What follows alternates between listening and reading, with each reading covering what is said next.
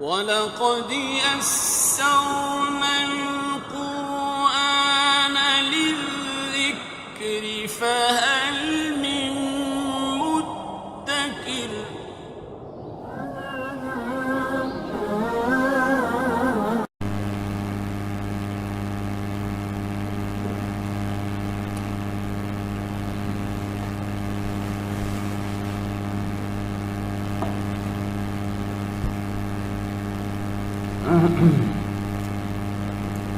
الحمد لله رب العالمين والصلاة والسلام على أشرف الأنبياء والمرسلين أما بعد فأعوذ بالله من الشيطان الرجيم من همزه ونفخه ونفثه بسم الله الرحمن الرحيم رب اشرح لي صدري ويسر لي أمري واحلل عقدة من لساني يفقهوا قولي اللهم انفعنا بما علمتنا وعلمنا ما ينفعنا وزدنا علما فبشر عبادي الذين يستمعون القول فيتبعون أحسنه أولئك الذين هداهم الله وأولئك هم أولو الألباب.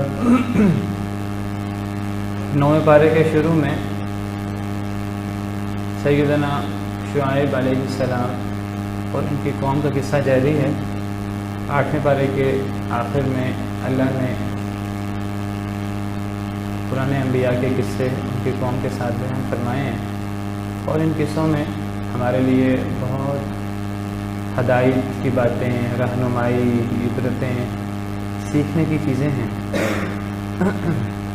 تو 9ویں پارے کی پہلی آیت کریمہ میں سیدنا شعیب علیہ السلام کے قصے میں اللہ تعالیٰ بیان فرماتے ہیں قال الملأ الذين استكبروا من قومه لنخرجنك يا شعيب والذین آمنوا معك من قریتنا او لتعودن فی ملتنا، کہ ان سرداروں نے جنہوں نے تکبر کیا شعیب علیہ السلام کی قوم سے، انہوں نے شعیب علیہ السلام سے کہا، تقاضا کیا لنخرجنک یا شعیب، کہ اے شعیب ہم تجھے نکال دیں گے، تجھے رہنے نہیں دیں گے اپنے شہر میں. والذین آمنوا معك، اور ان لوگوں کو بھی جو تیرے ساتھ ایمان لائے ہیں، من قریتنا اپنی بستی سے، او لتعودن فی ملتنا، یا تم ضرور لوٹ جاؤ گے ہماری ملت میں. اس آیت کریمہ سے پتہ لگتا ہے کہ انبیاء کرام علیہ السلام کو اپنے دور میں، اپنی زندگی میں کتنی آزمائشوں کا سامنا کرنا پڑا، اور انبیاء کرام علیہ السلام کی مخالفت میں پیش لوگ کون تھے؟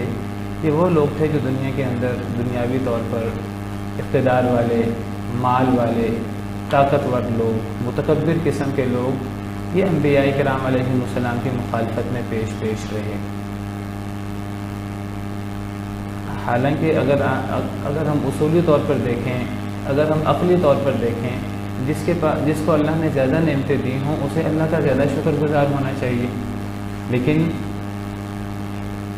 صورتحال یہ ہے، اگر ہم قرآن کریم کے قصوں کا جائزہ لیں، قرآن کریم کا مطالعہ کریں تو پتہ لگتا ہے کہ نبیوں کی مخالفت میں پیش وہ لوگ رہے ہیں جنہیں اللہ نے زیادہ نعمتیں دی ہیں، جنہیں اللہ نے مال دیا، اقتدار دیا. سورۃ العلق جو پہلی صورت ہے نزول کے اعتبار سے قرآن کریم کی، اس میں اللہ تعالیٰ فرماتے ہیں کلا ان الانسان لیطغی ان رآہ استغنی، کہ انسان سرکشی پہ اتر آتا ہے جب وہ اپنے آپ کو مالدار اور غنی پاتا ہے. تو سرداروں نے سیدنا شعیب علیہ السلام کی شدید مخالفت کی اور کیا کہا کہ اے شعیب ہم تمہیں اور جو تمہارے ساتھ ایمان لائے ہیں انہیں اپنی بستی میں نہیں رہنے دیں گے. پتہ لگتا ہے کہ انبیاء کرام علیہ السلام کو کتنی سخت آزمائشوں کا سامنا کرنا پڑا. ہم تو بعد میں واقعات پڑھتے ہیں اور ہم واقعات پڑھ کر سبحان اللہ کہہ دیتے ہیں، جن پر یہ واقعات گزر رہے ہوتے ہیں ان کے ساتھ کس طرح معاملات پیش آئے ہوں گے اور اس وقت ان کی کیا کیفیت ہوگی. اور ہم شکوہ کر رہے ہوتے ہیں اپنے حالات سے، دیکھیں جی اگر آج دین پہ عمل کرنا کتنا مشکل ہے، لوگ ہمیں مولوی کہتے ہیں، لوگ ہمیں یہ کہتے ہیں، لوگ ہمیں باتیں بناتے ہیں، لوگ مذاق اڑاتے ہیں. یہ باتیں بنانا، مذاق اڑانا، مولوی کہہ دینا، یہ تو کوئی آزمائش نہیں ہے. اگر ہم انبیاء کرام علیہ السلام کی آزمائش دیکھیں، کس طرح ان کو ان کے گھروں سے، ان کے علاقوں سے، ان کے مال و دولت سے نکلنے پر مجبور کر دیا گیا، اور قوم کا انداز کتنا سخت ہوتا تھا اور کتنا مخالفانہ ہوتا تھا.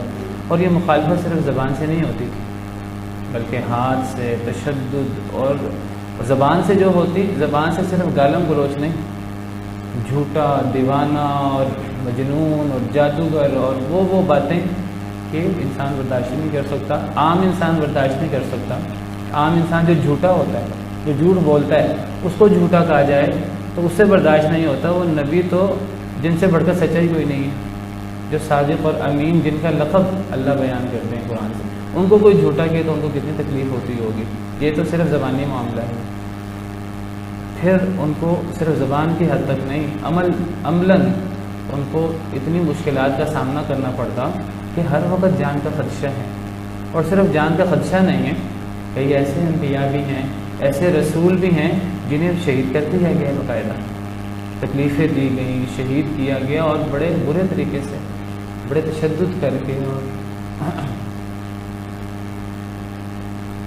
کہتے ہیں سیدنا زکریا علیہ السلام کو درخت کے ساتھ ہی چیٹ دیا گیا، اور بڑی آزمائشیں ہوئی ہیں انبیاء کرام علیہ السلام کی اور جو ان کے ساتھ ایمان والے تھے۔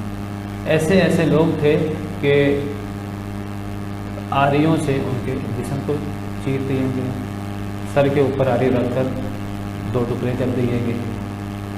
ایسے لوگ بھی ہیں کہ لوہے کی کنگھیوں سے ان کا گوشت نوچا گیا۔ والیاذ باللہ یہ چیزیں بیان ہو سکتی ہیں، یہ چیزیں برداشت کرنا تو دور کی بات، شاید ہم دیکھ بھی نہ سکیں، ایسے تشدد ہوئے ہیں۔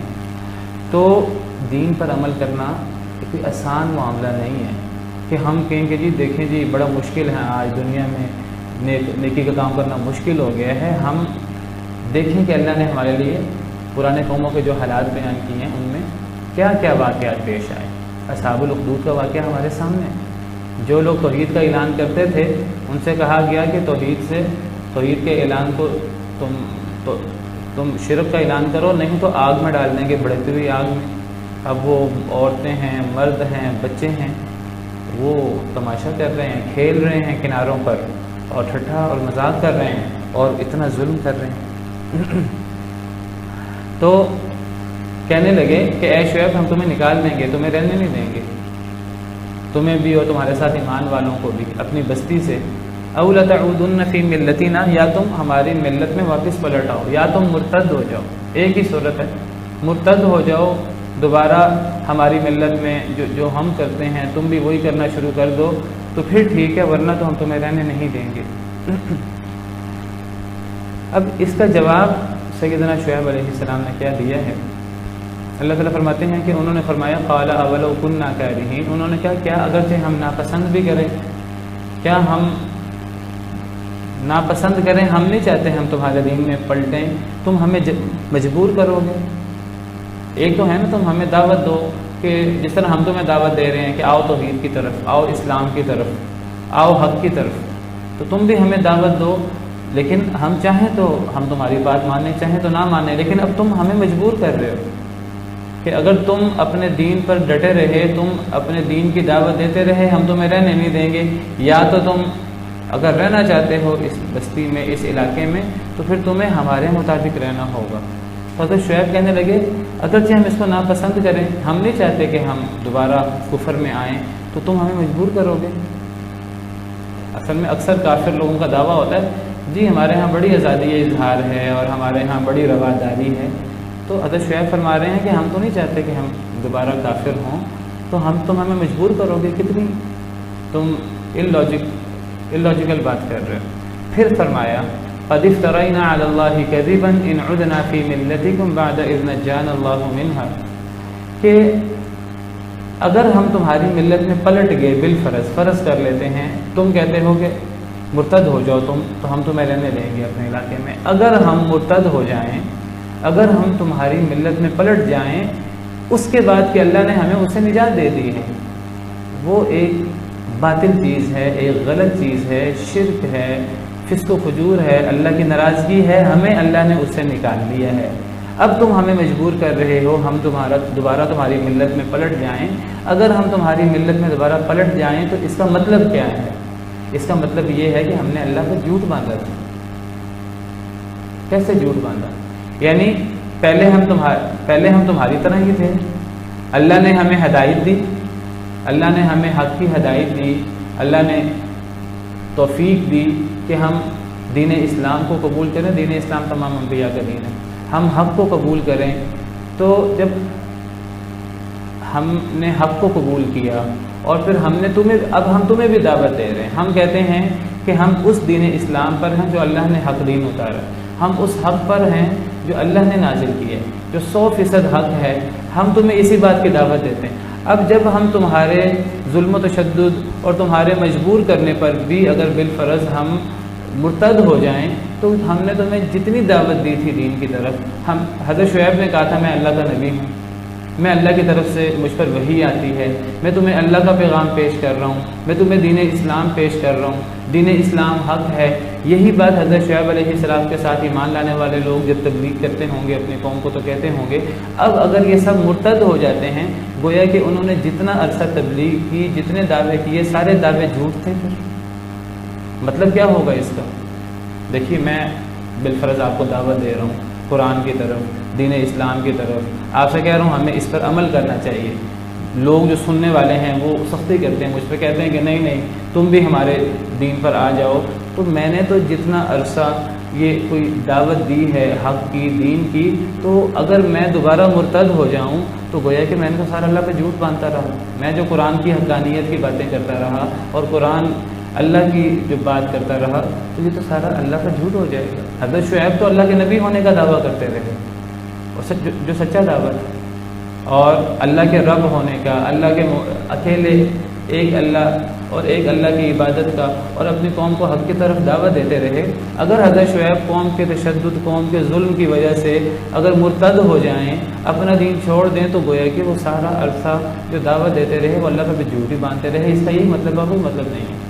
گویا کہ یہاں سے ہمیں حکمت کا پتہ لگتا ہے کہ ایک بندہ دین اسلام کو قبول کرنے میں کوئی جبر نہیں ہے، لا اکراہ فی الدین ہم پڑھ چکے ہیں۔ لیکن اگر ایک بندہ دین اسلام کو قبول کر لیتا ہے اپنی مرضی سے، تو پھر وہ مرتد کیوں نہیں ہو سکتا؟ اس کی حکمت کا ہمیں پتہ لگتا ہے۔ اللہ نے اسلام سے واپس پلٹنے پر پابندی کیوں لگائی ہے؟ اللہ فرماتے ہیں کہ دین میں آنے میں کوئی جبر نہیں ہے، کوئی کسی کو مجبور نہیں کر سکتا اسلام قبول کرنے پر۔ لیکن اگر کوئی قبول کر لے تو اللہ نے اب اس کی سزا رکھی ہے۔ کیا اس کی سزا ہے؟ قتل۔ اس کو قتل کر دیا جائے گا۔ ایسے شخص کو عام بندہ نہیں قتل کرے گا، عوام کا کام نہیں ہے، یہ حکمران کا کام ہے۔ اور اس کی اب گویا کہ حکمت، یہ حکمت صرف ان لوگوں کے لیے جو لوگ کہتے ہیں جی ہمیں فلاں حکم کی حکمت بتاؤ، ورنہ اگر ہمیں حکمت نہ پتہ لگے تو کیا اللہ کا حکم نہیں مانیں گے؟ اللہ کا حکم تو پھر بھی مانیں گے۔ سب سے پہلے تو ہمیں یہ دیکھنا ہے کہ اللہ کا حکم ہے کہ نہیں۔ تو صحیح حدیث میں، صحیح بخاری وغیرہ کی احادیث میں موجود ہے کہ من بدل دینہ فاقتلوہ، جو اپنے دین کو بدل دے اسے قتل کر دو۔ یعنی جو دین اسلام قبول کر کے دین اسلام کو چھوڑ دے، مرتد ہو جائے۔ صحیح بخاری کی حدیث ہے، یہ آپ کے سامنے صحیح بخاری کی حدیث نمبر 3017۔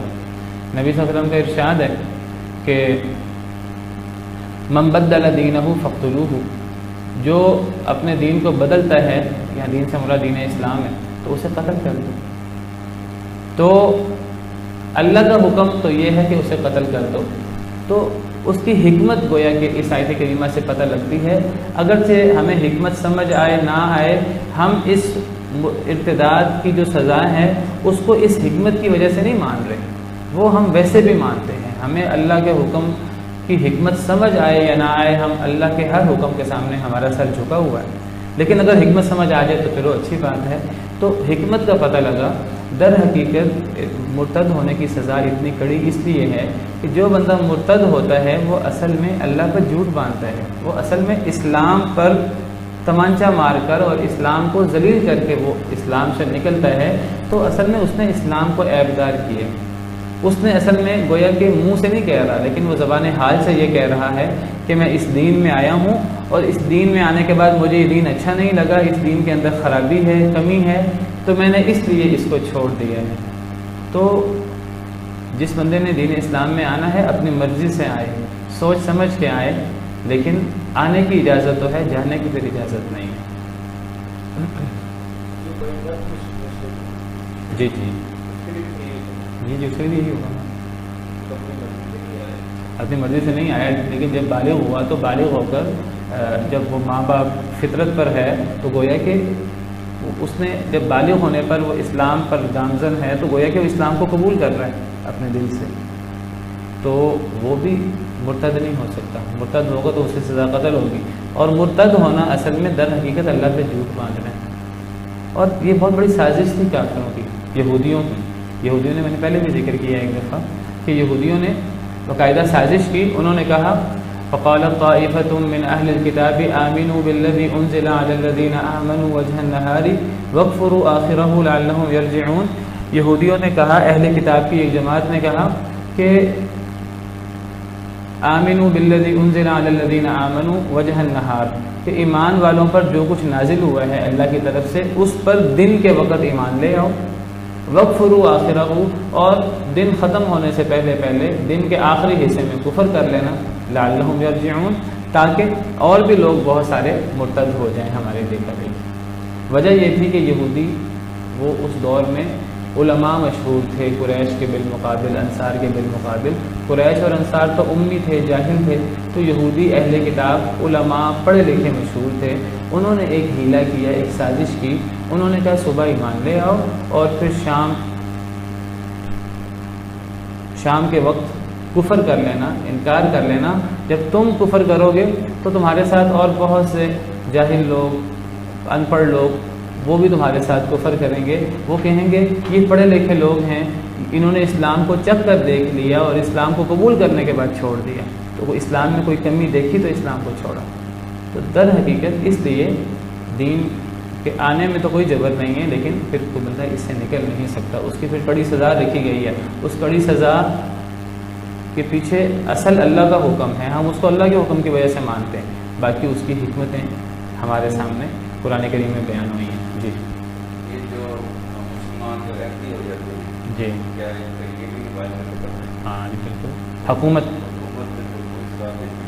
ہماری حکومت اور بھی بہت سے کام نہیں کرتی، ورنہ تو مرتد ہونے کی سزا قتل ہے.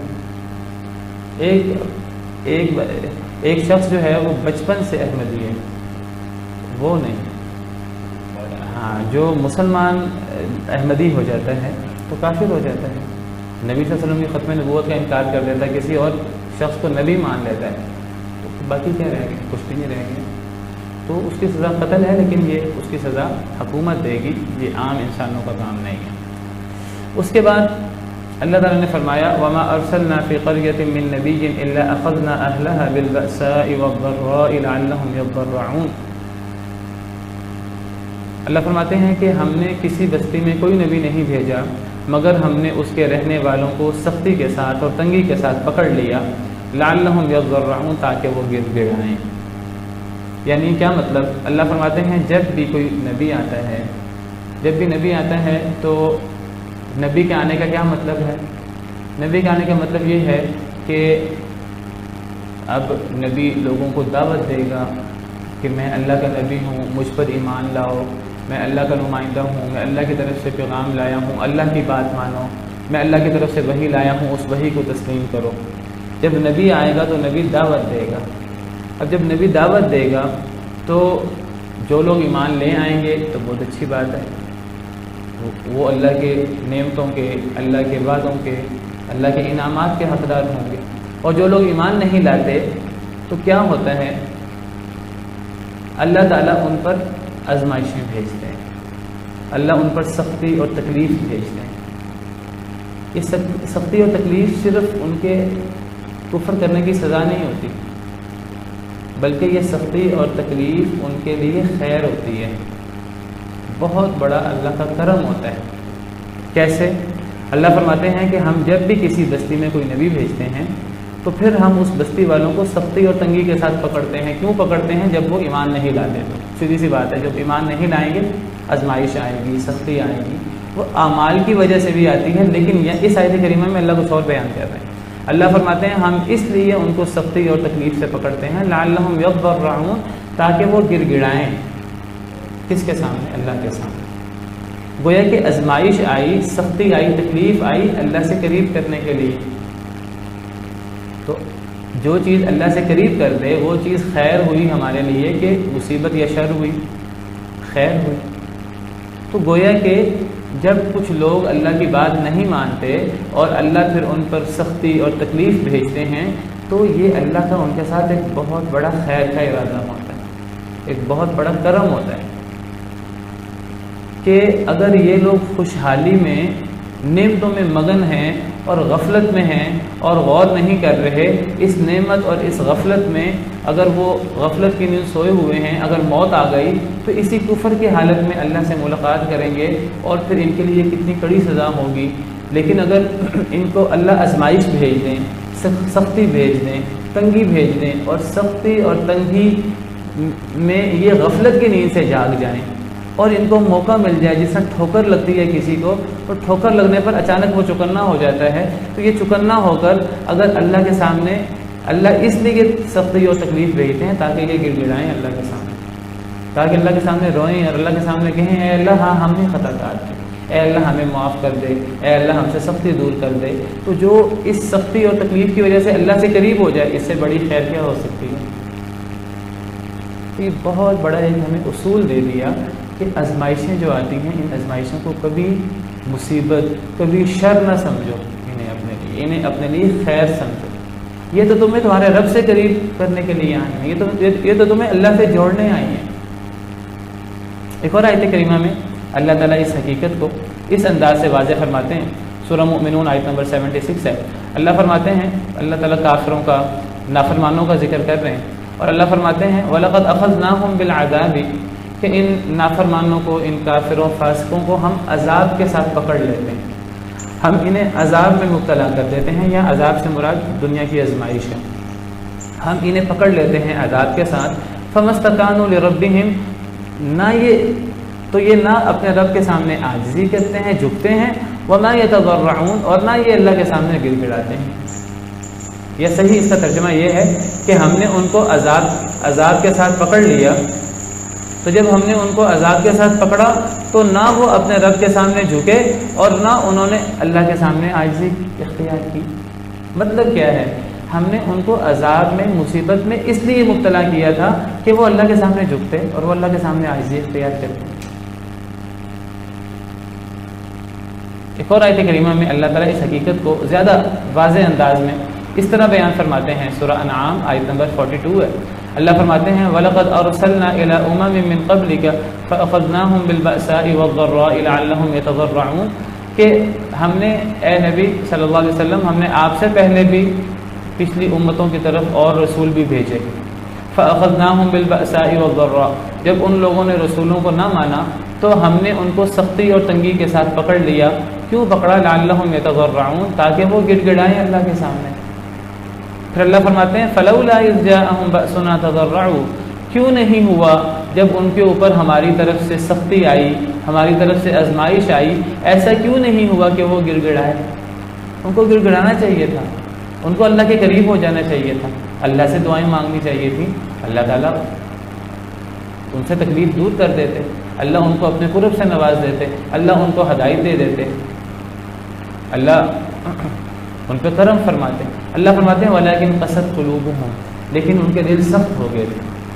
کیا پتہ لگا اس سے پتہ لگا کہ آزمائشیں آتی ہیں ہمیں اللہ سے قریب کرنے کے لیے، اس لیے آزمائشیں آتی ہیں تاکہ ہم اللہ کے سامنے گڑ گڑائیں۔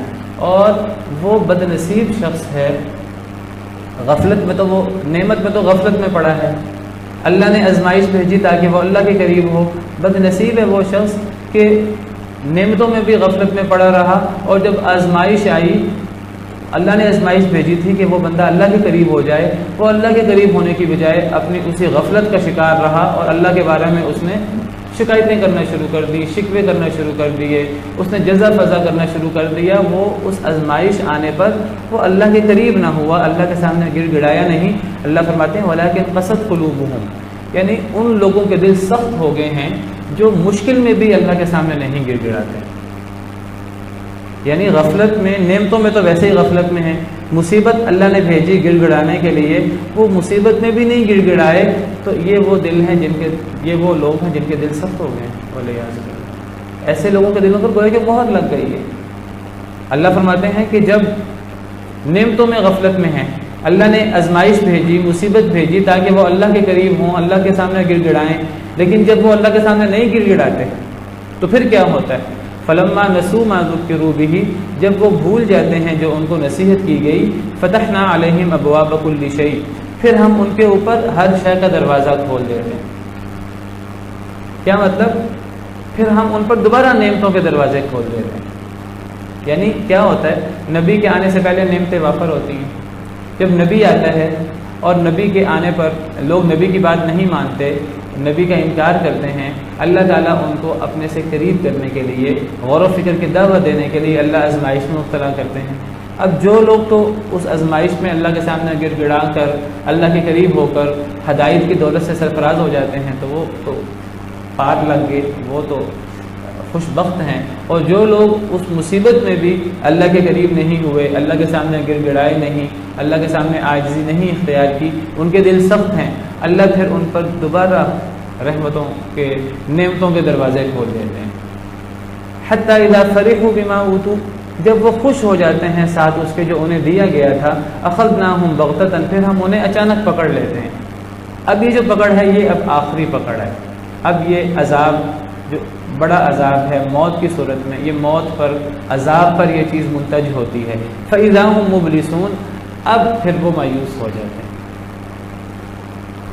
تو یہ بہت بڑی حقیقت بیان ہوئی ہے ان آیات کریمہ میں کہ جو آزمائشیں آتی ہیں یہ اللہ کی طرف سے خیر ہے۔ صحیح بخاری کی حدیث ہے، نبی صلی اللہ علیہ وسلم کا ارشاد ہے، آپ نے فرمایا، صحیح بخاری حدیث نمبر 5645، نبی صلی اللہ علیہ وسلم نے ارشاد فرمایا، مَن يُرِدِ اللَّهُ بِهِ خَيْرًا يُصِبْ مِنْهُ، اللہ جس سے خیر کا ارادہ کرتے ہیں اللہ اس کو مصیبت بھیج دیتے ہیں، اللہ اس کو عافیت کی اور نعمتوں کی زندگی سے ایک دفعہ تھوڑا سا نکال کر اسے مشکل میں مبتلا کر دیتے ہیں۔ تو یہ اللہ کی طرف سے خیر ہوتی ہے، اور ہم اس سے کئی دفعہ اللہ سے شکوے شروع کر دیتے ہیں، اے اللہ تعالیٰ آپ نے ہم پر ہی مصیبت بھیجنی تھی، جزا فضا شروع کر دیتے ہیں، بے صبری کا مظاہرہ کرنا شروع کر دیتے ہیں، حالانکہ ہمارے لیے یہ آزمائش خیر ہوتی ہے۔ اگرچہ ہمیں اللہ سے اس قسم کی آزمائش مانگنی نہیں چاہیے، پہلے بھی کئی دفعہ میں بیان کر چکا ہوں، نبی صلی اللہ علیہ وسلم کا ارشاد ہے، لا تتمنوا لقاء العدو، اللہ سے دشمن کی ملاقات کی تمنا نہ کرو، بس اللہ العافیہ، اللہ سے عافیت مانگو، لیکن فَإِذَا لَقِيتُمُوهُمْ فَاصْبِرُوا، اگر ایسے حالات بن جائیں کہ تمہاری لڑائی ناگزیر ہو جائے تو پھر اس وقت ثابت قدم ہو جاؤ، پھر وہاں میدان جنگ سے بھاگنے کی اجازت نہیں۔ لیکن ویسے انسان کو جنگ کی اور دشمن کے آمنے سامنے ہونے کی، مصیبت مانگنے کی تمنا نہیں کرنی چاہیے، انسان کو اللہ سے عافیت مانگتے رہنا چاہیے، اے اللہ عافیت دے دے، اے اللہ آزمائش سے بچا لے، اے اللہ مصیبت سے بچا لے، اے اللہ سختی سے بچا لے، بیماری سے بچا لے، اللہ سے دعائیں مانگتے رہنی چاہیے۔ لیکن اگر مصیبت آ جائے، بیماری آ جائے تو پھر انسان کو شکوے کرنے کی بجائے، بے صبری جزا فضا کا مظاہرہ کرنے کی بجائے انسان کو کیا کرنا چاہیے؟ انسان کو اللہ نے اس لیے آزمائش بھیجی تاکہ اللہ کا بندہ اللہ سے قریب ہو جائے، اللہ کے سامنے گڑ گڑائے، اللہ اس کی برائی مصیبت دور کر دیں، انسان کو اللہ کے سامنے پھر گڑ گڑانا چاہیے۔ تو یہاں بہت گہرا ہمیں اصول دے دیا ہے مشکل میں صبر کرنے کا اور اللہ کے سامنے گڑ گڑانے کا۔ اور دیکھیں اگر ایک انسان مشکل میں اللہ کے سامنے گڑ گڑائے تو مشکل انسان کے لیے بہت بڑی نعمت بن جائے گی، انسان کو اللہ سے قریب کر دے گی۔ اور پھر اللہ فرماتے ہیں وَلَوْ أَنَّ أَهْلَ الْقُرَىٰ آمَنُوا وَاتَّقَوْا لَفَتَحْنَا عَلَيْهِمْ بَرَكَاتٍ مِّنَ السَّمَاءِ وَالْأَرْضِ، اگر بستیوں والے ایمان لے آتے اور تقوی اختیار کرتے، لَفَتَحْنَا عَلَيْهِمْ بَرَكَاتٍ مِّنَ السَّمَاءِ وَالْأَرْضِ، البتہ ہم ان کے اوپر آسمان و زمین کی برکتوں کے دروازے کھول دیتے، وَلَٰكِن كَذَّبُوا، لیکن لوگوں نے جھٹلایا، فَأَخَذْنَاهُمْ بِمَا كَانُوا يَكْسِبُونَ، پس پکڑ لیا ان کو، ہم نے ان کو پکڑ لیا یعنی عذاب میں اس وجہ سے جو وہ کماتے تھے۔ اس آیت کریمہ میں بھی اللہ رب العالمین نے یہی اصول واضح کیا ہے کہ نبیوں کے آنے کے بعد آزمائش کیوں آتی ہے؟ آزمائش آتی ہے کہ جب لوگ نبیوں کی بات نہیں مانتے۔ قریش مکہ پر اللہ نے قحط سالی بھیجی، نبی صلی اللہ علیہ وسلم نے بددعا بھی کی تھی کہ اے اللہ ان پر حضرت یوسف کے دور میں جو 7 سال کا قحط پڑا تھا اس طرح کا قحط بھیج، اللہ نے قحط بھیجا تھا، اور وہ قحط اللہ نے اس لیے بھیجا تھا تاکہ وہ اللہ کے قریب ہو جائے، تاکہ توبہ کر لیں، لیکن انہوں نے توبہ نہیں کی۔ تو جو لوگ مشکل سے سبق نہیں سیکھتے تو پھر گویا کہ ان کے دلوں پر مہر لگ جاتی ہے، ان کے دل سخت ہوتے ہیں۔ پھر کئی دفعہ اللہ دوبارہ ان کے لیے نعمتیں واقع کر دیتے ہیں تاکہ وہ مزید غفلت میں مبتلا ہو جائیں، اور پھر جب وہ پوری طرح غفلت میں چلے جاتے ہیں پھر اللہ ان کو پھر اچانک پکڑ لیتے ہیں۔ ایک تو نعمتیں عذاب ہوتی ہیں جو گویا کہ دل سخت ہونے پر اور مصیبت آنے پر انسان نہ گڑ گڑائے اللہ کے سامنے، تو ایسی صورت میں نعمتیں انسان کو ملتی ہیں۔ لیکن ایک اور صورت ہے نعمتیں ملنے کی، وہ کیا ہے کہ انسان ایمان لے آئے، انسان تقوی اختیار کرے، تو ایسی صورت میں بھی آسمان و زمین کی برکتوں کے دروازے کھل جاتے ہیں۔ یہ ہے اصل نعمت۔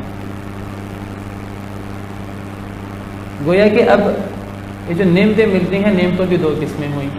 ایک نعمت انسان کو ملتی ہے ایمان لانے پر اور تقوی اختیار کرنے پر، اللہ کا بندہ بننے پر۔ یہ گویا کہ اب نعمت انسان کو اللہ راضی ہے انسان پر، اور اللہ نے انسان پر اس کے ایمان اور تقوی کی وجہ سے اللہ نے زمین و آسمان کی برکتوں کے دروازے کھول دیے۔ لیکن دوسری ایک نعمتیں بھی انسان کو بعض دفعہ ملتی ہیں، دنیا کی فراوانی انسان کو ملتی ہے، وہ اللہ کا عذاب ہوتا ہے، اور اس کو حدیث مبارکہ میں استدراج قرار دیا گیا۔ کیا اس کا نام ہے؟ استدراج۔ استدراج کا مطلب ہے آہستہ آہستہ پکڑ۔ نبی صلی اللہ علیہ وسلم کا ارشاد ہے جس کا مفہوم ہے کہ اگر تم کسی ایسے شخص کو دیکھو کہ وہ اللہ کا نافرمان ہے اور اس کے باوجود اس پر بڑی نعمتیں ہیں، تو تم سمجھو کہ یہ استدراج ہے۔ اصل میں اللہ نے اسے نعمتوں میں مبتلا کر دیا ہے کہ تو اللہ کا نافرمان ہے، تجھے میں نے آزمائش بھیجی تھی، تو پھر بھی نہیں گڑ گڑایا، تو پھر بھی اللہ کے قریب نہیں ہوا، چل تو اگر غافل رہنا چاہتا ہے مزید غافل ہو جا۔ اللہ اس کو نعمتیں دے دیتے ہیں، لیکن یہ نعمتیں پھر دائمی نہیں ہوتی، یہ وقتی ہوتی ہیں۔ پھر جب انسان پوری طرح ان نعمتوں میں مگن ہو جاتا ہے، اللہ سے بالکل ناتا توڑ دیتا ہے، بالکل شیطان کا پیروکار بن جاتا ہے، اچانک پھر اللہ کی طرف سے پکڑ آتی ہے۔ تو نعمتوں کی دو قسمیں ہوئیں، ایک نعمتیں انسان کو نیکی کی وجہ سے ملتی ہیں، یہ ہے اصل نعمت، یہ اصل میں اللہ کا انعام ہے، اور ایک نعمت ملتی ہے انسان کو جو عذاب ہوتا ہے، والعیاذ باللہ۔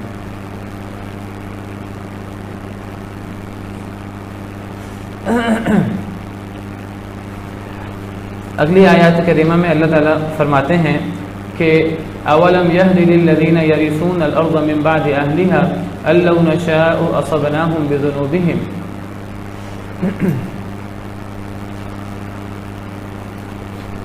اللہ فرماتے ہیں کہ اللہ تعالیٰ لوگوں کو، قوموں کو ہلاک کرتے رہتے ہیں، اور قومیں ہلاک ہوتی رہتی ہیں، اور نئے لوگ ان کے ہلاک ہونے کے بعد ان کے گھروں میں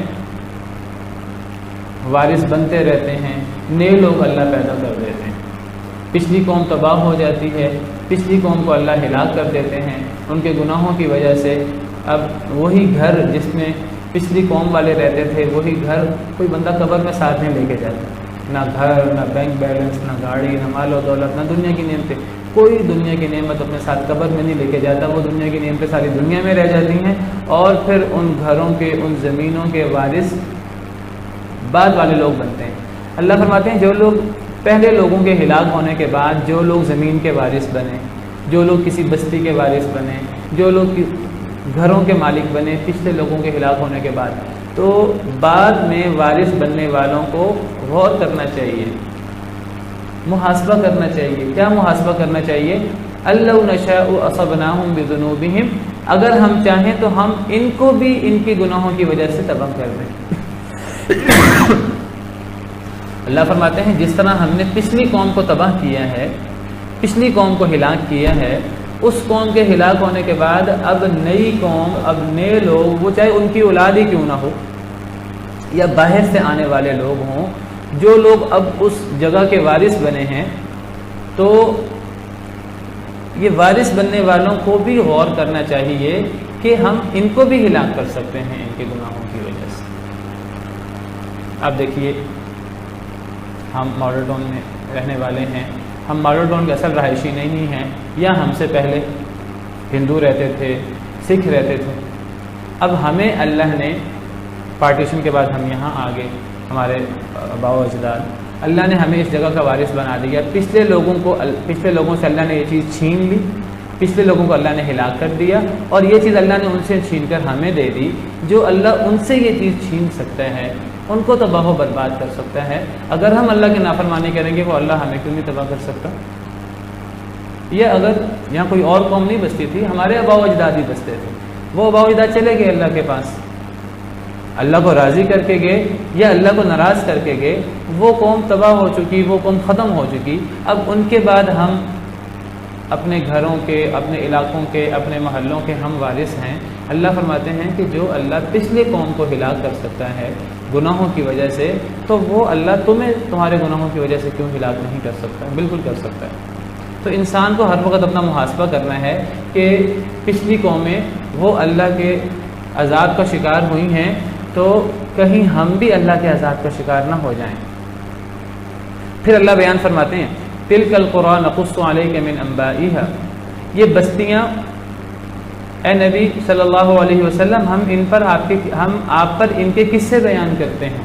یہ جو پرانی بستیاں ہیں، پرانی قومیں ہیں، قوم نوح ہو، حضرت ابراہیم علیہ السلام کی قوم ہو، حضرت ہود علیہ السلام کی قوم، قوم عاد ہو، حضرت صالح علیہ السلام کی قوم، قوم سمود ہو، قوم شعیب ہو، قوم لوط ہو، یہ جو ساری قومیں ہیں جن کے قصے اللہ نے بیان کیے قرآن میں، اللہ فرماتے ہیں اے نبی صلی اللہ علیہ وسلم ہم آپ پر پچھلی قوموں کے قصے، پچھلی قوموں کی خبریں بیان کرتے ہیں۔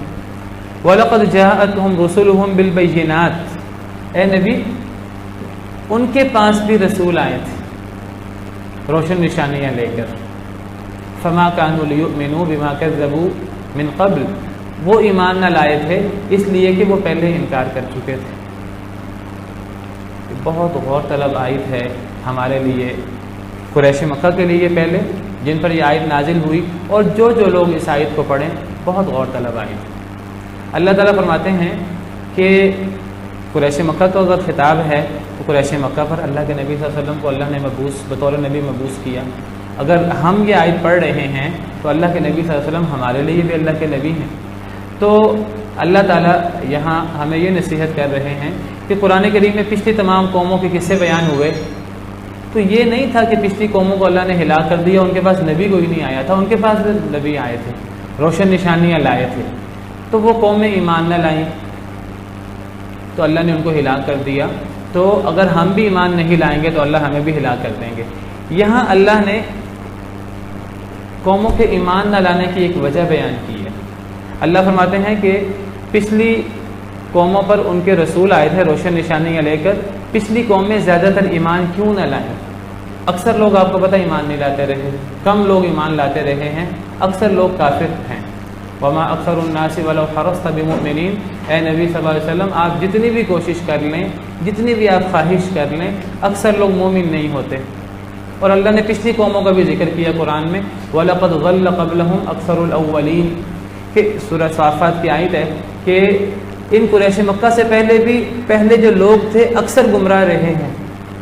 اللہ فرما رہے ہیں کہ اکثر لوگوں کے گمراہ ہونے کی، کفر کی، ایمان نہ لانے کی وجہ کیا تھی؟ وہ وجہ اللہ بیان فرماتے ہیں فَمَا كَانُوا لِيُؤْمِنُوا بِمَا كَذَّبُوا مِن قَبْلُ، وہ اس لیے ایمان نہ لائے اس لیے کہ وہ پہلے انکار کر چکے تھے۔ کیا مطلب یہ ہے کہ جب دوسری دفعہ ان کو دعوت دی گئی، تیسری دفعہ انہیں ایمان کی طرف دعوت دی گئی، چوتھی دفعہ دعوت دی گئی، 10ویں دفعہ دعوت دی گئی، انبیاء کرام علیہ السلام کے بارے میں آپ یاد رکھیں ان کا طریقہ کار۔ انبیاء کرام علیہ السلام کبھی مایوس نہیں ہوتے، وہ اللہ کے دین کی لوگوں کو دعوت دیتے رہتے ہیں۔ ایک بندہ انکار کرے دوبارہ دعوت دے دی، تیسری دفعہ دے دی، چوتھی دفعہ، 10ویں دفعہ، 20ویں دفعہ، سینکڑوں مرتبہ دعوت دیتے تھے، مایوس نہیں ہوتے تھے۔ اگر مایوس ہونا ہوتا سیدنا نوح علیہ السلام 1000 سال، 50 سال کم اپنی قوم میں مبعوث رہے ہیں، اپنی قوم کو دعوت دیتے رہے، کتنی ہزار دفعہ انہوں نے ایک بندے کو دعوت دی ہوگی۔ تو اللہ فرماتے ہیں یہ جو دوسری دفعہ، تیسری دفعہ، 5ویں دفعہ، 10ویں دفعہ، 20ویں دفعہ دعوت ملی ان کو دین اسلام کی اور وہ ایمان نہ لائے، ہر دفعہ انکار کرتے رہے، اس انکار کی وجہ کیا بنی؟ کیونکہ وہ اس سے پچھلی دفعہ انکار کر چکے تھے۔ کیا پتہ لگا اس سے؟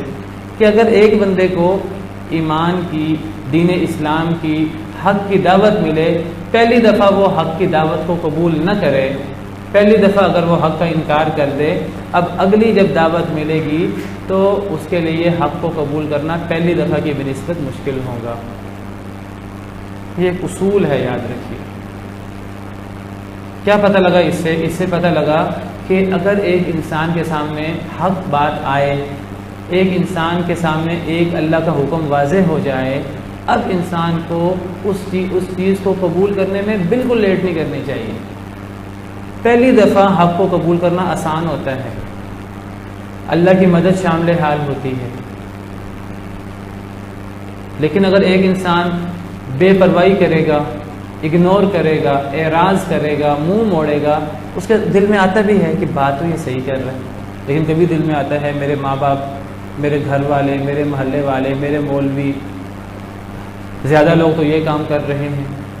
انسان شش و پنج کی وجہ سے نہیں قبول کرتا۔ اب دوسری دفعہ دعوت ملے گی تو پہلی دفعہ کی بنسبت حق کو قبول کرنا مشکل ہو جائے گا۔ تیسری دفعہ دعوت ملے گی، پھر ایک بندہ شش و پنج میں ہے، پہلی دفعہ دعوت ملی شش و پنج میں ہے، دوسری دفعہ دعوت ملی، اب پہلی دفعہ کی بنسبت مشکل ہو گیا، وہ ابھی بھی شش و پنج میں ہے۔ اب تیسری دفعہ دعوت ملے گی، اب پہلی دونوں دفعہ کی بنسبت اس کے لیے حق کو قبول کرنا مشکل ہوگا۔ چوتھی دفعہ دعوت ملے گی، پہلی 3 دفعہ کی بنسبت زیادہ مشکل ہو جائے گا، اور 10ویں دفعہ دعوت ملے گی تو بہت مشکل ہوگا، اور اگر 20ویں دفعہ 100ویں دفعہ دعوت ملے گی تو تقریباً ناممکن ہوگا دعوت قبول کرنا۔ پھر گویا کہ مہر لگ جاتی ہے، پھر گویا کہ دل سخت ہو جاتے ہیں اللہ کی طرف سے۔ کیا پتہ لگتا ہے اس سے؟ کہ انسان کو اگر اس کے سامنے حق واضح ہو، انسان کو فوری حق کو قبول کرنا چاہیے۔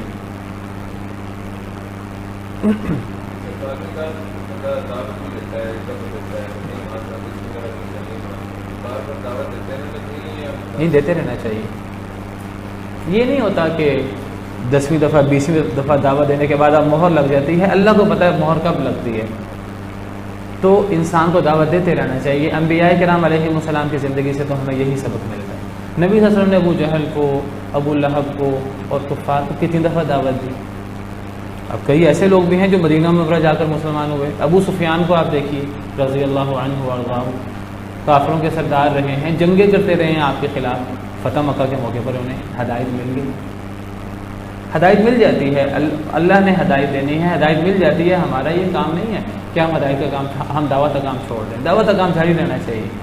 لیکن ایک بات ہے کہ جو دعوت قبول نہیں کرتا پہلی دفعہ، دوسری دفعہ، تیسری دفعہ، ایسے لوگوں کے لیے اب ہر اگلی دفعہ دعوت قبول کرنا مشکل سے مشکل تر ہوتا جاتا ہے۔ میں اس کی اکثر مثال پیش کرتا ہوں کہ ایک بندہ تیراکی سیکھنا چاہتا ہے، تو اس کو تیراکی کے بارے میں بتاتے ہیں، جی تو تم نے پانی میں اتر کر اس طرح ہاتھ مارنے ہیں، اس طرح پاؤں مارنے ہیں، تو وہ تیراکی میں اترتا ہے اور اتر کر اس کا تجربہ غلط ہوتا ہے، اس کو غوطے آ جاتے ہیں 1-2، تو وہ ڈر کے مارے باہر نکل آتا ہے۔ پہلی دفعہ اگر اس کو کہا جائے گا نا کہ نہیں تیراکی آسان ہے، کرو، کچھ نہیں ہوتا، غوطے آئیں گے بھی، پھر بھی تم سیکھ لو گے، لیکن اگر وہ ناکام ہو جائے نا پہلی دفعہ اور ناکامی میں ہمت نہ کرے، اب اگلی دفعہ جب اس سے کہا جائے گا نا آؤ ہم تیراکی کی، ہم جو ہے سوئمنگ کی پریکٹس کرتے ہیں، وہ اگلی دفعہ پہلی دفعہ کے بنسبت وہ مشکل سے جائے گا۔ اور اگر 2 دفعہ 3 دفعہ اسے غوطے آگے، کوئی نا تجربہ کار بندہ جو ہے وہ اسے تیراکی سکھا رہا ہے، 3-4 دفعہ اسے جب بھی تجربہ ہوا، غلط تجربہ ہوا، تو آپ سمجھیے کہ وہ پانی کے قریب بھی نہیں پھٹکے گا، ہے کہ نہیں؟ اس کو ایک اور طرح سمجھیں کہ جی لوگوں کے سامنے بات کرنی ہے، لوگوں کے سامنے ڈیبیٹ کرنی ہے، لوگوں کے سامنے کھڑا ہو کر بات کرنی مشکل ہوتا ہے۔ بچوں کو اسکول میں، کالج میں ڈیبیٹس وغیرہ کی، بزم ادب وغیرہ، یہ چیزیں اسکولوں کالجوں کا ایک جو ہے طریقہ کار ہے، ہم نصابی سرگرمیاں ہوتی ہیں۔ تو جو لوگ پہلی دفعہ دوسری دفعہ بات کرتے ہیں لوگوں کے سامنے اور ان کو کامیابی ملتی ہے، کچھ غلطیاں ہوئیں، کوئی اصلاح ہوئی، کوئی کسی نے تعریف کر دی، اگلی دفعہ آسان ہوتا ہے، تیسری دفعہ آسان ہوتا ہے، چوتھی دفعہ آسان ہوتا ہے، 5ویں دفعہ اس سے آسان، پھر ایسا موقع بھی آتا ہے کہ کسی بندے کے لیے لوگوں کے سامنے کھڑے ہو کر بات کرنا مشکل رہتا ہی نہیں، جب اس سے کہا جائے وہ ہر وقت لوگوں کے سامنے بات کر سکتا ہے۔ لیکن ایک بندے نے پہلی دفعہ لوگوں کے سامنے کھڑے ہو کر بات کی ڈرتے ڈرتے اور اس کا تجربہ غلط ہو گیا، یا آپ کے اس کے ماں باپ، اس کے ٹیچرز اس کو کہتے رہے کہ چلو لوگوں کے سامنے کھڑے ہو کر بات کرو، وہ ہمت نہ کرے، پہلی دفعہ اسے کہا جائے کہ ہمت کرو، ہمت ہی نہ کرے، دوسری دفعہ اس سے کہا جائے، اب دوسری دفعہ اس کے لیے مشکل ہو جائے گا، وہ پست ہمت ہوتا جائے گا، وہ ہمت نہ کرے، وہ 5-6 دفعہ اسے کہا جائے، ایک وقت آئے گا کہ وہ لوگوں کے سامنے کھڑا ہونے سے ایسے گھبرانا شروع کر دے گا جیسے جو ہے کوئی بندہ کسی ڈرنے والی شے سے، موت سے گھبراتا ہے، اس کے لیے وہ اتنی مشکل چیز ہو جائے گی۔ تو بہرحال انسان کے سامنے حق واضح ہو، انسان کو قبول کرنے میں بالکل تاخیر نہیں کرنی چاہیے۔ اگر قرآن کریم کا مطالعہ کریں، قرآن کریم کہتا ہے فوراً ایمان لاؤ۔ نبیوں کے حوالے سے اللہ نے قرآن کریم میں فرمایا، نبی صلی اللہ علیہ وسلم کے حوالے سے ارشاد ہے وَأُمِرْتُ أَنْ أَكُونَ أَوَّلَ مَنْ أَسْلَمَ، کہ مجھے حکم دیا گیا ہے کہ میں پہلا مسلمان بنوں۔ اسلام لانے میں، حق بات کو قبول کرنے میں جلدی کرنی چاہیے، یہ نبیوں کا کام ہے۔ ایک اور آیت کریمہ میں حضرت موسیٰ علیہ السلام کے حوالے سے، حضرت موسیٰ علیہ السلام نے اللہ تعالیٰ سے کہا تھا کہ اے اللہ تعالیٰ میں آپ کو دیکھنا چاہتا ہوں۔ جب اللہ نے ان سے بات کی، انہوں نے دیکھا کہ اللہ تعالیٰ مجھ پر بڑے مہربان ہیں، تو حضرت موسیٰ علیہ السلام نے اللہ سے تقاضا کیا اے اللہ میں آپ کو دیکھنا چاہتا ہوں۔ اللہ نے فرمایا تم مجھے دیکھ نہیں سکتے، چونکہ نبی تھے۔ اللہ نے ساتھ سمجھایا بھی، اللہ نے فرمایا کہ میں پہاڑ پر تجلی ڈالتا ہوں، اگر پہاڑ مجھے میری تجلی برداشت کر گیا تو تم بھی برداشت کر لو گے، تم بھی دیکھ سکو گے، تم مجھے دنیا میں نہیں دیکھ سکتے۔ اللہ تعالیٰ نے حضرت موسیٰ علیہ السلام پہاڑ پر تجلی ڈالی، پہاڑ ریزہ ریزہ ہو گیا، حضرت موسیٰ بھی ہوش ہو کے گر پڑے۔ جیسے ہی ہوش میں آئے تو کیا کہنے لگے؟ قرآن میں اللہ نے ان کا قول ذکر کیا ہے، وہ کہنے لگے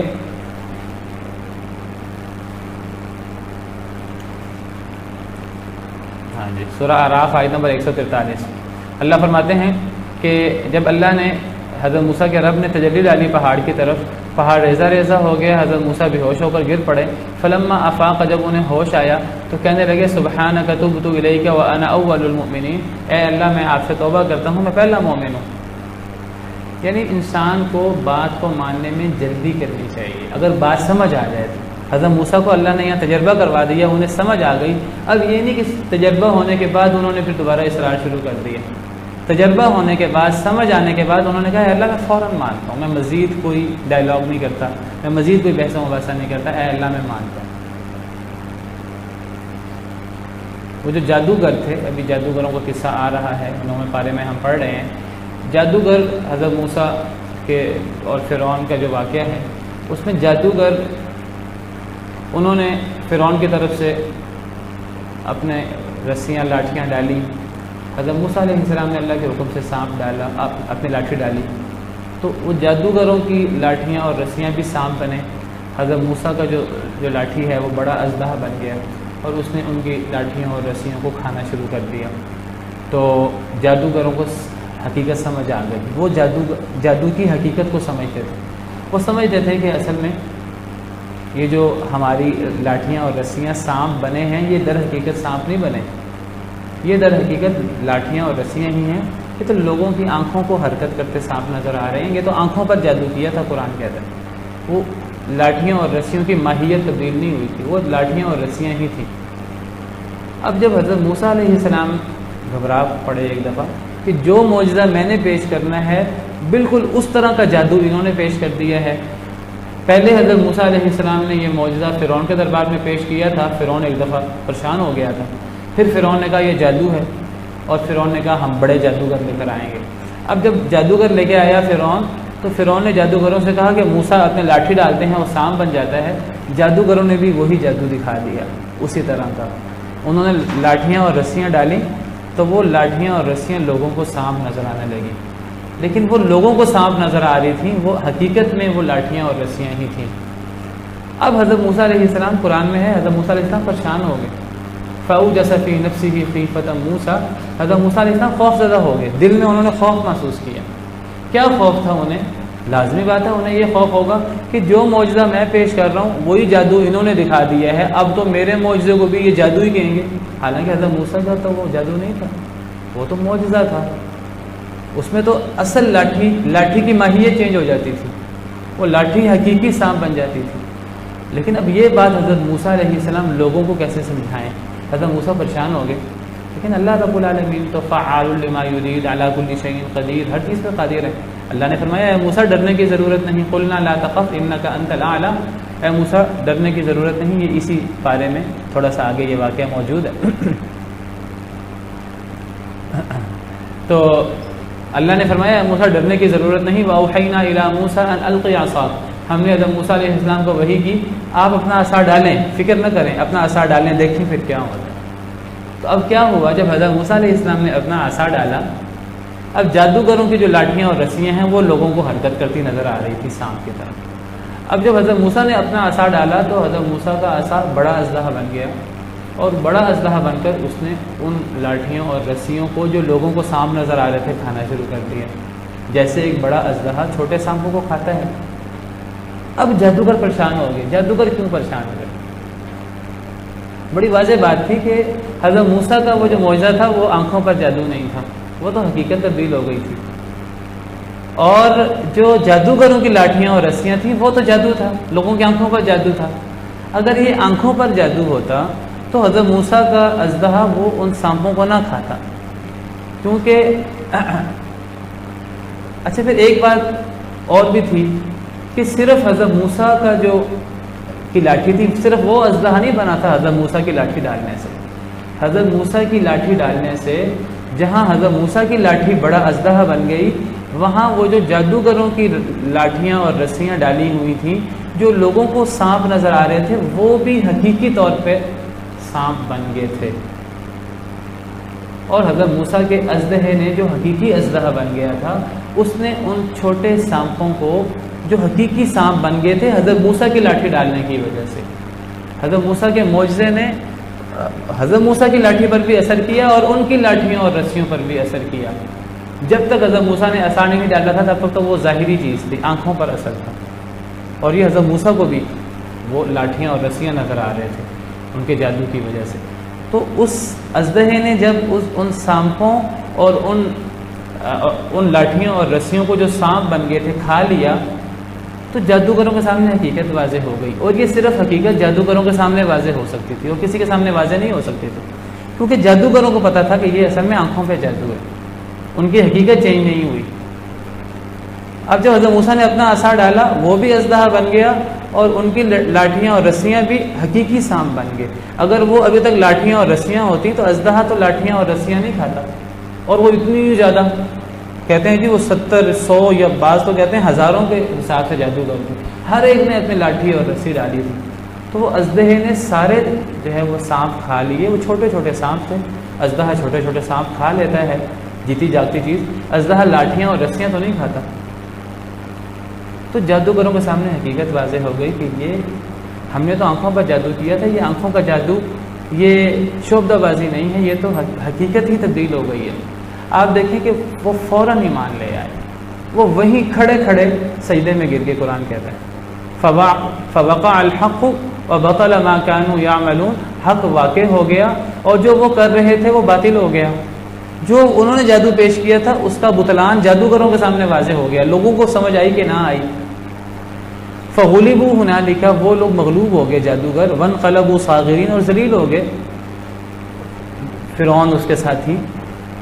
اللہ فرماتے ہیں وَأُلْقِيَ السَّحَرَةُ سَاجِدِينَ، جادوگروں کو ڈال دیا گیا سجدے میں۔ جادوگر تو اپنے آپ پہ قابو ہی نہ رکھ سکے، وہ تو بے ساختہ سجدے میں گر گیا۔ سب سے زیادہ تو ان کو سمجھ آئی اور وہ کہنے لگے قالوا آمنا برب العالمین، ہم تو اللہ رب العالمین پر ایمان لائے۔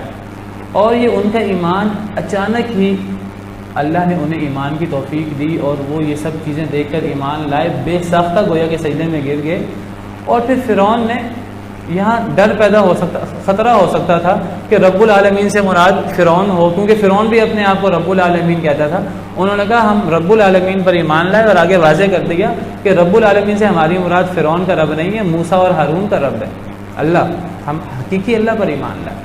فرعون تو غصے میں لال پیلا ہو گیا کہ جو اس نے چال چلی تھی وہ تو اسی کے الٹ ہو گئی۔ اب جن کو وہ حضرت موسیٰ کا اور ہارون کا مقابلہ کرنے لایا تھا وہی فرعون کے مخالف ہو گئے، وہی حضرت موسیٰ کے ساتھی بن گئے۔ اب فرعون کرے تو کیا کرے، اب تو ساری گیند پلٹ گئی۔ تو فرعون نے پھر نئی چال چلی اور اس نے کہا یہ اصل میں پری پلاننگ ہے ساری. حالانکہ جادوگر فرعون لایا تھا، حضرت موسیٰ نہیں لائے تھے، فرعون لایا تھا. فرعون کہنے لگا نہیں نہیں، یہ تو پہلے سے پلاننگ ہوئی ہوئی ہے، یہ موسیٰ اور جادوگر ملے ہوئے ہیں، یہ استاد شاگرد ہیں، یہ تو انہوں نے باقاعدہ ایک پلاننگ کر کے جو ہے یہ سارا معاملہ کیا ہے. بالکل جھوٹ بولا اس نے. اور پھر فرعون نے کیا کہا؟ فرعون نے کہا کہ تم نے پلاننگ کی ہے، میں تو تمہیں ایسی سزا دوں گا کہ تمہارے ہاتھ اور پاؤں مخالف سمتوں سے کاٹوں گا، تمہیں سولی دے دوں گا. فرعون نے دھمکی دی. جادوگر کیا کہنے لگے؟ قالوا انا الی ربنا منقلبون. جادوگر کہنے لگے ہم نے تو اپنے رب کی طرف جانا ہی جانا ہے، ہم نے تو مرنا ہی مرنا ہے، تیرے ہاتھوں سے مر جائیں گے تو کیا ہو جائے گا. اتنا ایمان مضبوط ان کا ہو گیا کہ ابھی ابھی ایمان لائے ہیں، لیکن وہ اب پلٹنے کو تیار نہیں ہے. اب ہر ظلم، ہر تشدد، موت تک برداشت کرنے کو تیار ہے. وہ کہنے لگے وما تنقم منا الا ان آمنا بآیات ربنا لما جاءتنا. تو ہم سے کس بات کا انتقام لے گا؟ صرف اس بات کا کہ ہم اپنے رب پر ایمان لے آئے ہیں جب ہمارے پاس رب کی آیتیں واضح ہوئی ہیں. یہ ہمارا کیا جرم ہے؟ یہ کوئی جرم ہے کہ ہم اللہ کی آیتیں دیکھ کر ہم اللہ پر ایمان لے آئے؟ ہمارا یہی جرم ہے. تو ہم سے اس کا انتقام لے گا؟ تو نے اگر انتقام لینا ہے تو لے. ربنا افرغ علینا صبرا، اے اللہ ہم پر صبر ڈال دے. وتوفنا مسلمین، اور اے اللہ ہمیں اسلام کی حالت میں فوت کرنا. اے اللہ یہ ظلم و تشدد کہیں ہمیں اسلام چھوڑنے پر مجبور نہ کر دے. اس سے یہاں یہ بھی نقطہ نکلا کہ حضرت موسیٰ کی دعوت بھی اسلام کی تھی. حضرت موسیٰ کی دعوت کس چیز کی تھی؟ اسلام کی. جادوگر کہہ رہے ہیں اے اللہ ہم پہ صبر ڈال اور ہمیں اسلام کی حالت میں فوت کرنا. یعنی ہم جو اب اسلام قبول کر لیا ہے ہم نے، حضرت موسیٰ کا دین، اے اللہ ہمیں اب اسی دین پر فوت کرنا. اب ہمیں فرعون کا ظلم و تشدد کہیں یہ نہ ہو کہ تشدد کرا کے ہم سے مجبوری میں ہمیں مرتد کر دے، ایسا نہ ہو. اے اللہ اب تو ہی ہمیں ثابت قدم رکھ. اور سیدنا ابن عباس رضی اللہ عنہ فرماتے ہیں، اور ایسی باتیں اپنی طرف سے نہیں کہی جا سکتی، وہ فرماتے ہیں کہ صبح وہ جادوگر تھے اور شام کو وہ نیک شہید تھے. حضرت ابن عباس نے بات فرمائی. گویا کہ ان کو فرعون نے پھر ظلم و تشدد کر کے مخالف سمتوں سے ہاتھ پاؤں کاٹ کر انہیں سولی چڑھا دیا سب کے سامنے. لیکن ان کے پائے استقلال میں کوئی لغزش نہ آئی، وہ انہوں نے سب کچھ برداشت کیا. یہاں تو واضح نہیں ہے یہ واقعہ، جہاں قرآن کریم میں دوسرے مقامات پر ہے وہاں ہے. وہ کہتے ہیں سورہ شعراء میں بھی یہ قصہ موجود ہے. تو سورہ شعراء میں ہے کہ جب جادوگر ایمان لے آئے تو فرعون کہنے لگا ان سے قال آمنتم له قبل ان آذن لكم. فرعون کہنے لگا کہ تم ایمان لے آئے ہو موسیٰ کے لیے، میں نے ابھی تمہیں اجازت بھی نہیں دی، تم میری اجازت کے بغیر ہی ایمان لے آئے ہو. پھر کہنے لگا انه لکبیرکم الذی علمکم السحر، یہ تمہارا بڑا ہے، تمہارا استاد ہے جس نے تمہیں جادو سکھایا ہے. فلسوف تعلمون، تمہیں عنقریب پتہ لگ جائے گا. لأقطعن ایدیکم وارجلکم من خلاف، میں تمہارے ہاتھ پاؤں مخالف سمتوں سے کاٹوں گا. ولأصلبنکم اجمعین، میں تمہیں سب کو سولی دے دوں گا. وہ کہنے لگے قالوا لا ضیر، کہنے لگے کوئی پرواہ نہیں. انا الی ربنا منقلبون، ہم نے تو اپنے رب کی طرف جانا ہی جانا ہے. تبھی موت مر گئے وہ بھی، اگر تو نے ہمیں ظلم و تشدد کر کے شہید کر دیا تو وہ بھی. اچھا کیا کہنے لگے؟ انا نطمع ان یغفر لنا ربنا خطایانا ان كنا اول المؤمنین. میں بات کر رہا تھا فوراً ایمان لانے پر. وہ کہنے لگے کہ ہمیں بڑی امید ہے اپنے رب سے، تو ہمیں تشدد کر لے، ہمیں سولی دے دے، جو کرنا ہے کر لے، ہمیں امید ہے. ہم بڑے خطا کار ہیں، ہماری پوری زندگی گناہوں میں گزری، ہم ابھی ایک لمحہ پہلے ایمان لائے ہیں، اب تو ہمیں موت کی دھمکی دے رہا ہے. ہمیں اللہ سے بڑی امید ہے کہ ہمارا رب ہماری خطائیں بخش دے گا. کیوں؟ ان كنا اول المؤمنین، کہ ہم فوراً ایمان لانے والوں میں ہیں. یعنی جیسے ہی ہمارے سامنے حق واضح ہوا ہم نے ایک لمحہ کی تاخیر نہیں کی. ہمیں ہمارے اس عمل کی وجہ سے بڑی امید ہے کہ اللہ ہماری پچھلی ساری زندگی کی خطائیں معاف کر دے گا. تو انہوں نے کیا کہا کہ ہم جیسے ہی ہمارے سامنے حق واضح ہوا ہم ایمان لائے. تو مومن کا کام کیا ہے کہ مومن کے سامنے حق واضح ہوا نہیں، مومن ایمان لایا نہیں، اس کے سامنے قرآن آیا نہیں، حدیث کی بات آئی نہیں، اس نے عمل کیا نہیں، وہ فوراً عمل کرتا ہے. وہ یہ نہیں کہ اس کے سامنے حق آ جاتا ہے پھر وہ کہتا ہے میں سوچوں گا، ابھی میں دیکھوں گا میرے لیے کتنا مشکل ہے، کتنا آسان ہے، ابھی ذرا محلے کو بھی دیکھنا ہے، ابھی ذرا معاشرے کو بھی دیکھنا ہے، ابھی ذرا گھر والوں کو بھی دیکھنا ہے، گھر والے باتیں بنائیں گے، بیوی کیا کہے گی، ماں باپ کیا کہیں گے، فلاں کیا کہے گا. مومن یہ نہیں کرتا. مومن تو کہتا ہے کہ میرے سامنے حق واضح ہو گیا ہے، اب تو ایک لمحے کی تاخیر نہیں ہونی چاہیے، بلکہ اللہ تعالیٰ تو یہ فرماتے ہیں، آخری بات کر کے اپنی بات ختم کرتا ہوں، ٹائم ختم ہو گیا۔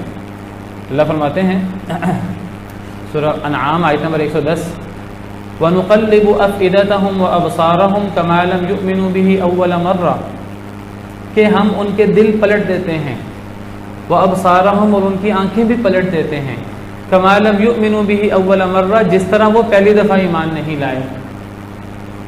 یعنی اگر کوئی شخص پہلی دفعہ اس کے سامنے حق واضح ہو جائے، پھر وہ ایمان نہ لائے، ابھی سوچوں گا، ابھی دیکھوں گا، ابھی بڑا ٹائم ہے، ابھی جوانی ہے، ابھی تھوڑا عیش کر لیں، بڑھاپے میں نمازیں پڑھ لیں گے، یہ کر لیں گے، وہ کر لیں گے، تب اصلاح کر لیں گے، جو پہلی دفعہ ایمان نہ لائے، اللہ کہتے ہیں پھر تو ہم دلوں کو پلٹ دیتے ہیں۔ اب اگلی دفعہ انسان کو سمجھ بھی آئے، اللہ دل پلٹ دیں تو پھر انسان کہاں سے ایمان لائے گا؟ اللہ فرماتے ہیں ہم دل بھی پلٹ دیتے ہیں، نظریں بھی پلٹ دیتے ہیں۔ وجہ کہ پہلی دفعہ ایمان نہیں لائے، وَنَذَرُهُمْ فِي طُغْيَانِهِمْ يَعْمَهُونَ ہم انہیں ان کی سرکشی میں پھر حیران پریشان چھوڑ دیتے ہیں، پھر وہ ایسی ان کی مت ماری جاتی ہے کہ پھر ان کو عقل مت نہیں ملتی۔ یہ اللہ کی طرف سے ہوتا ہے، پھر اللہ دلوں کو نا ٹیڑھا میڑھا کر دیتے ہیں۔ دل تو اللہ کے ہاتھ میں ہے نا۔ اللہ کہتے ہیں پہلی دفعہ حق واضح ہوا کیوں نہیں مانا، اب اگلی دفعہ مشکل ہو جاتا ہے، اب دل پلٹ جاتا ہے، اب نظریں پلٹ جاتی ہیں، اس سے اگلی دفعہ مزید مشکل ہو جاتا ہے۔ لیکن بالکل مہر نہیں لگتی، کئی دفعہ مہر لیٹ لگتی ہے۔ انسان پہلی دفعہ نہیں ہدایت ملی، دوسری دفعہ نہیں، تیسری دفعہ، جب انسان کو موقع ملے انسان اللہ کی بات مان لے۔ اگر ایک انسان پہلی دفعہ مان لے تو بہرحال یہ بہت بڑی نیکی ہے۔ اور پہلی دفعہ اللہ نے انکار کرنے سے بھی منع کیا ہے۔ اللہ نے یہود سے فرمایا وَلَا تَكُونُوا أَوَّلَ كَافِرٍ بِهِ، اے یہود پہلے کافر نہ بنو۔ جس طرح شروع میں ایمان لانا بہت زیادہ فضیلت کا باعث ہے، شروع میں انکار کرنا، نہ ماننا بھی اسی طرح جو ہے وہ بہت زیادہ اللہ کی ناراضگی کا باعث ہے۔ اللہ سے دعا ہے کہ اللہ تعالی ہمیں کتاب و سنت کو پڑھنے کی، سمجھنے کی، اور جب ہمارے سامنے حق واضح ہو جائے، حقیقت واضح ہو جائے تو اللہ تعالی ہمیں فوراً اس کو قبول کرنے کی توفیق عطا فرمائے۔ وآخر دعوانا ان الحمد للہ رب العالمین۔ والروح والريحان يا حامل القرآن قد خصك الرحمن بالفضل والتيجان والروح